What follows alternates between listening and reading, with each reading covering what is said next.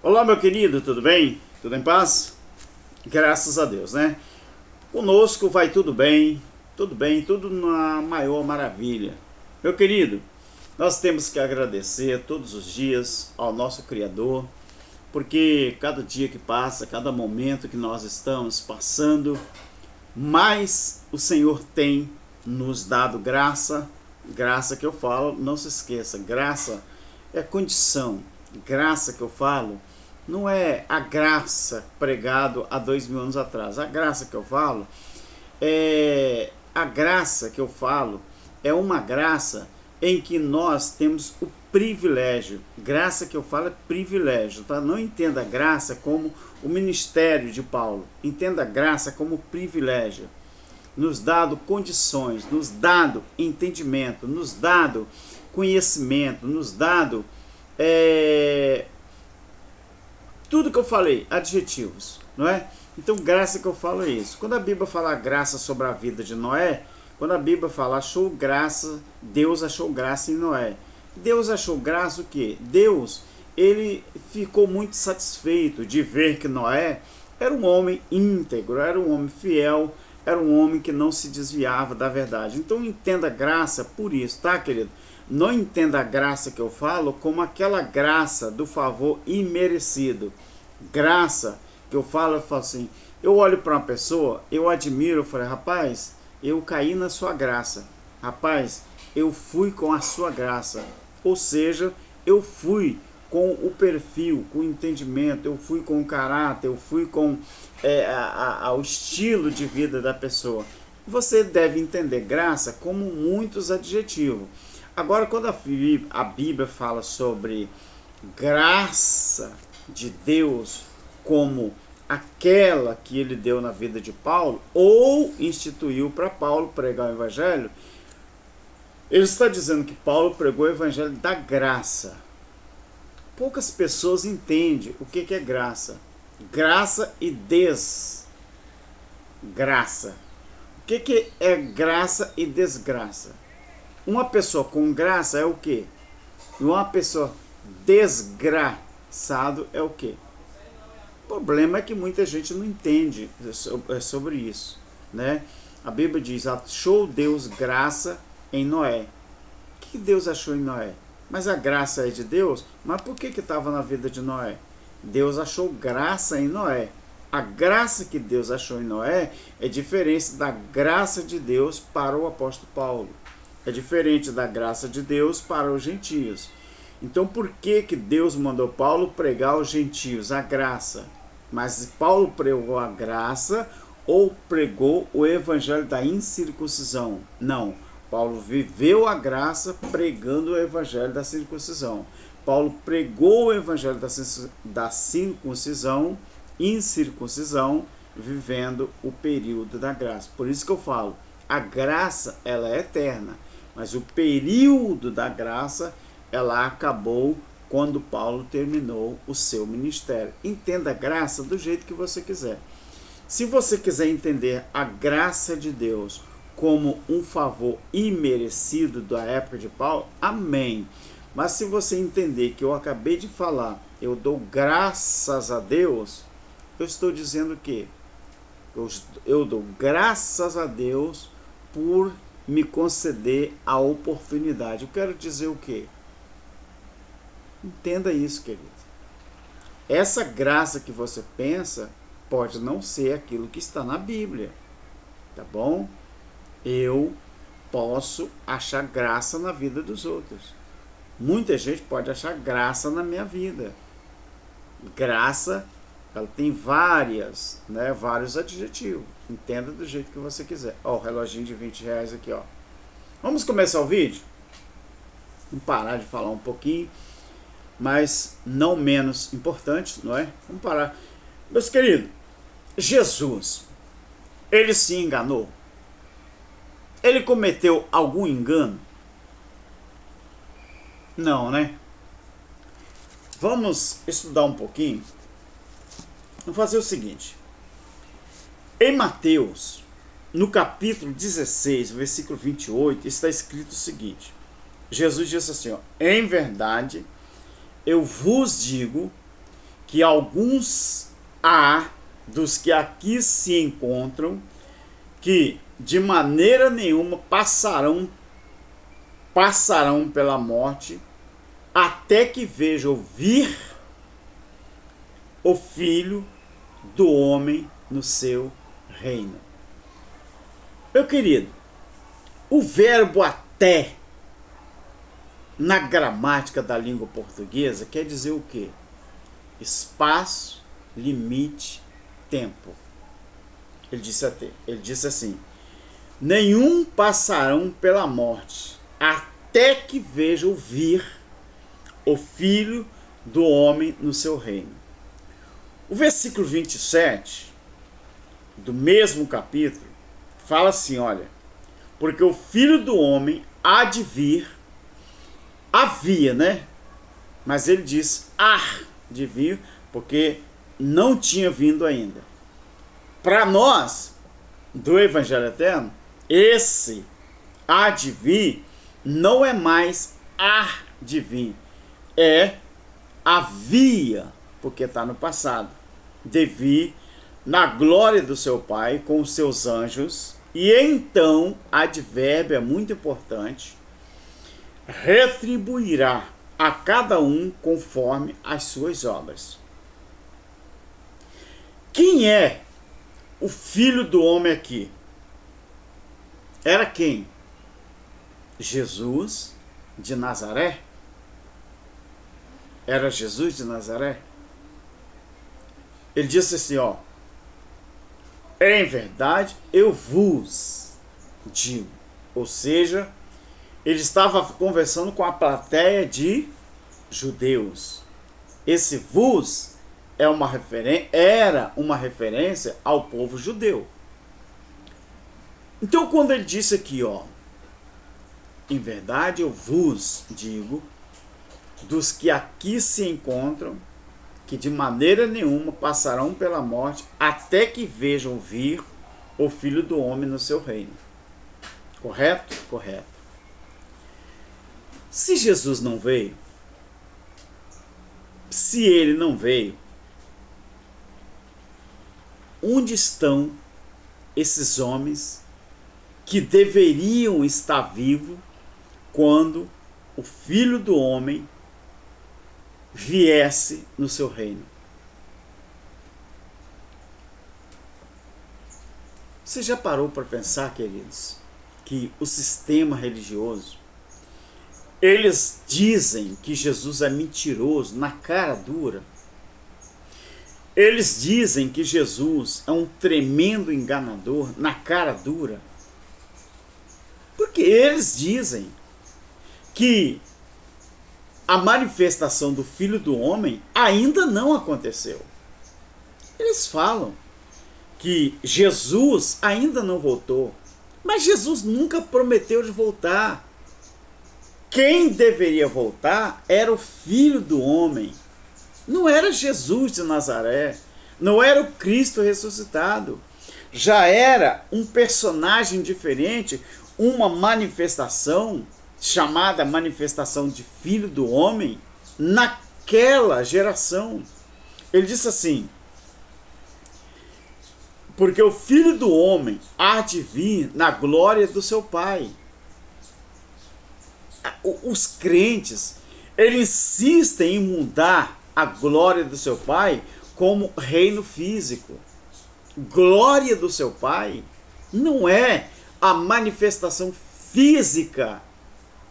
É só você olhar Lucas capítulo 17, o versículo 20 e o versículo 21, você vai entender isso aqui. Então, se Jesus não veio, onde estão esses homens que deveriam estar vivos, que ele conversava com essas pessoas, quando o Filho do Homem se manifestasse?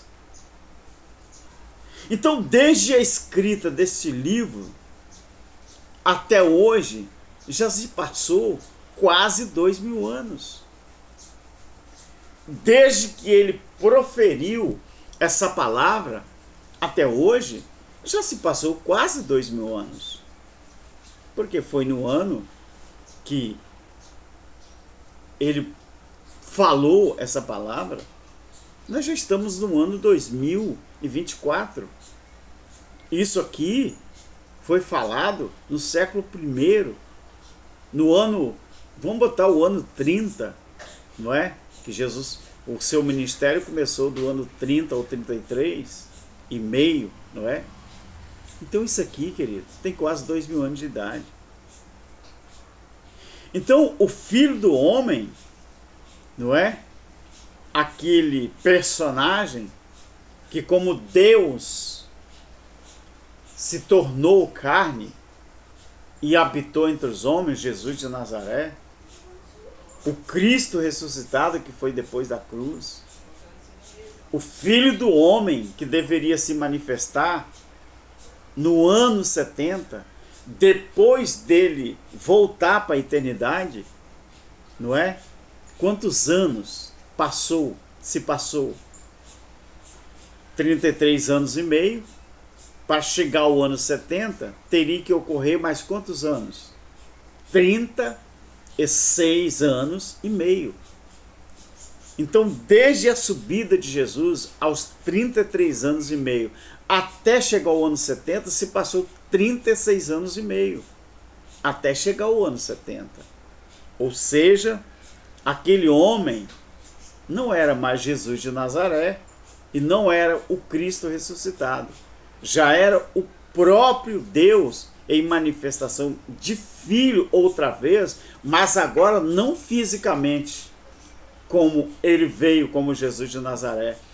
Esse Filho do Homem voltaria para cobrar uma conta que Israel tinha com ele. Então, quando ele digo, eu vos digo, a quem? A eles, né? Que estavam onde? Olha o que diz aqui, ó. Os que estavam com ele não provarão a morte antes que veja o Filho do Homem no seu reino. Ou seja, ali, querido, Jesus com 33 anos e meio de idade era o personagem que prometeu de que o Filho do Homem voltaria. Então Jesus, ele foi um falso profeta para o sistema, sim. Porque o sistema religioso, eles não acreditam que Jesus falou que ele voltaria naquela geração. Mas quem voltaria? Jesus fisicamente, pessoalmente? Não. Era uma cobrança. Ou seja, um empresário, se ele tem alguém que deve a ele não precisa ir cobrar. Ele manda alguém, ele manda uma mensagem, ou ele manda alguém no seu lugar, ele manda uma mensagem, não é? Olha, você está me cobrando, eu preciso receber. Aí o cobrador vai lá, manda do empresário e fala assim, eu vim cá receber, porque o fulano de tal me mandou. Ou seja, o exército romano foi o instrumento usado para cobrar conta dos judeus, trazendo toda aquela destruição no ano 70, chamada Grande Tribulação. Então Jesus, ele não foi falso profeta. Não foi. O sistema diz. Se Jesus não foi falso profeta, ele foi verdadeiro com as suas palavras. Sim ou não? É claro que sim. Jesus não foi também nenhum lunático. Jesus, ele não foi nenhum lunático. Ele veio ou não veio naquela geração?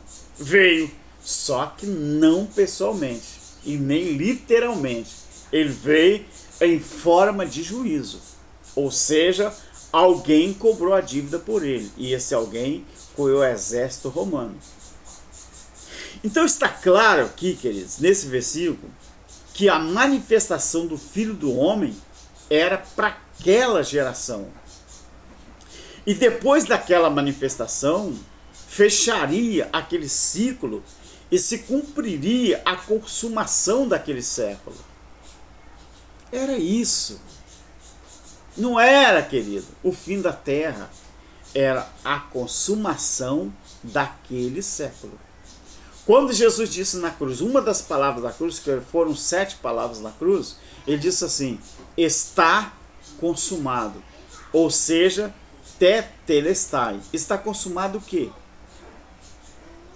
Jesus falou: eis que eu estarei convosco todos os dias até a consumação dos séculos.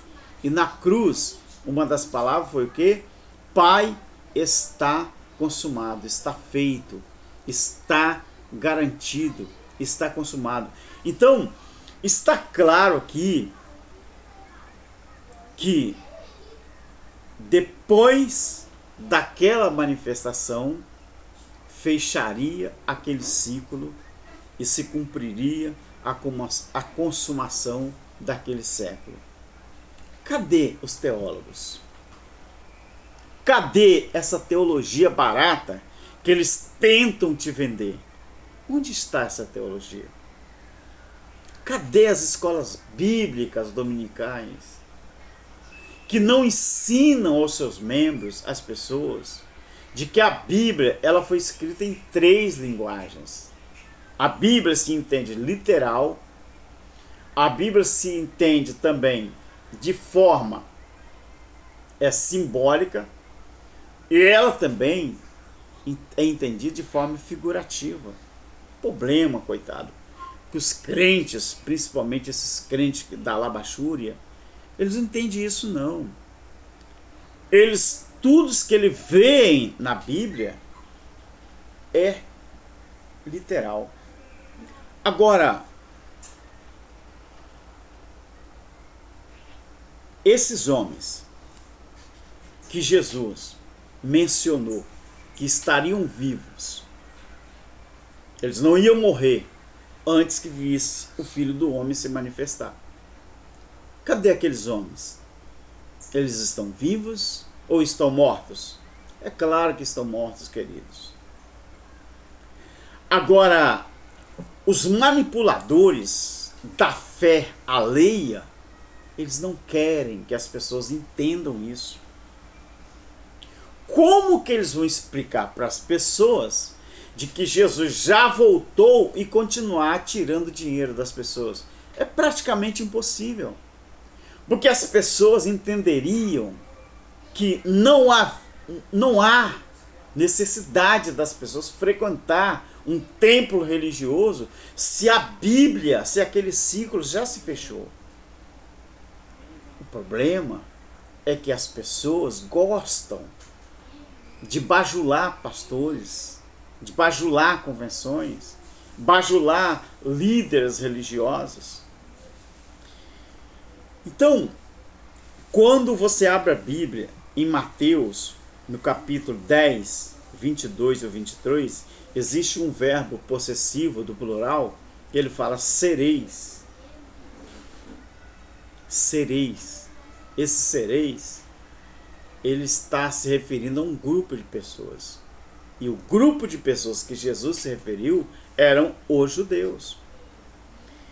Então, se você observar, Jesus também disse que os judeus, eles não iam conseguir percorrer todas as cidades, não é, de Israel, sem que antes ocorresse, né, o juízo de Deus sobre Israel, a grande tribulação. Agora, Deus usou a espada dos imperadores para punir aquela nação com a sua ira. E qual exército hoje que usaria espada para lutar contra outra nação? A Bíblia fala que Deus, ele viria o seu juízo e a espada ia comer. Quem usou a espada? O exército romano. Você já leu Flávio Joséfo? A história dos hebreus? Estude a história, a guerra judaica, você já leu? Querido, a hora do recreio acabou. Acabou. Não adianta ficar sustentando uma coisa por motivos pessoais ou pregadores do sistema religioso, ensinadores das EBDs futuristas. Não adianta. Não adianta. Pode passar o tempo que passar, mas as pessoas vão continuar se libertando do sistema religioso. Aprenda uma coisa. Aprenda uma coisa. Ou você aceita a Bíblia do jeito que ela é, ou você abandona de uma vez essa crença que você tem no Criador. Porque ou você aceita a Bíblia do jeito que ela é, ou ela não vale nada para você. Agora, se esforce, tá? Se esforce para você não ser mais um ajudador daqueles que menosprezam a gramática da língua portuguesa. Porque quando você respeita o vernáculo, aí você entende o que é passado, presente e futuro. Na Bíblia não tem nada para futuro, tá? Porque o último livro a cumprir foi o Apocalipse. Apocalipse descreve a história do juízo, que já aconteceu. Então eu não preciso falar descreve, ela descreveu a história do juízo, porque já está no passado. Deus que te abençoe e cada dia mais nós possamos evoluir no entendimento da palavra do nosso Criador. Fique com Deus, que todos tenham uma boa semana. Já estamos no final de semana, né? Que Deus abençoe a todos para a honra e glória do nosso Criador. Amém. Tchau, fique em paz.